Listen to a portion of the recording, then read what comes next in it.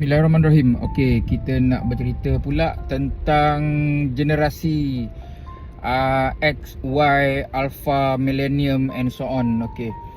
Tuan-tuan dan puan-puan, generasi yang ada sekarang ni, Millennium ataupun Alpha ni, melalui research yang dijalankan, mereka ini adalah generasi yang terlampau fragile. Mereka tidaklah seteguh, sekukuh mana generasi-generasi zaman kita, X ataupun Y.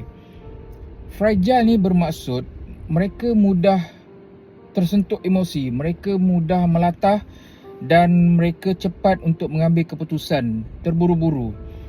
Jadinya tuan-tuan dan puan-puan, if you are going to play the blaming games, kalau kita nak menyalahkan pihak itu, oh you kena fikir semasak-masaknya sebelum ambil keputusan. Bagi saya, mereka juga ada hak untuk menyalahkan generasi-generasi sebelum mereka, okey?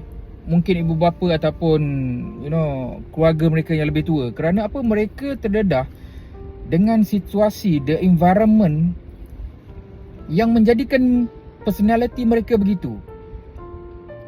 Siapa yang memberikan situasi ini, siapa menyediakan environment ini adalah kita, golongan-golongan parents yang dah bekerja ni. Mungkin juga disebabkan oleh keperluan hidup,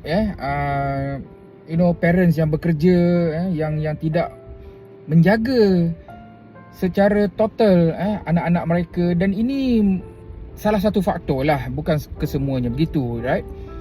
Dan apa yang boleh kita buat adalah kita perlu memahami, kedua-dua pihak perlu memahami, okey. Parents kena memahami situasi, the personality of anak-anak zaman sekarang. Anak-anak juga perlu memahami situasi institusi kekeluargaan, okey. Mereka tak boleh nak cakap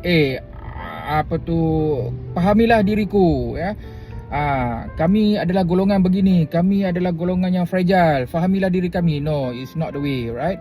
So kedua-dua pihak kena saling tahu apa perlu dibuat dan saling menghormati, itu lebih penting.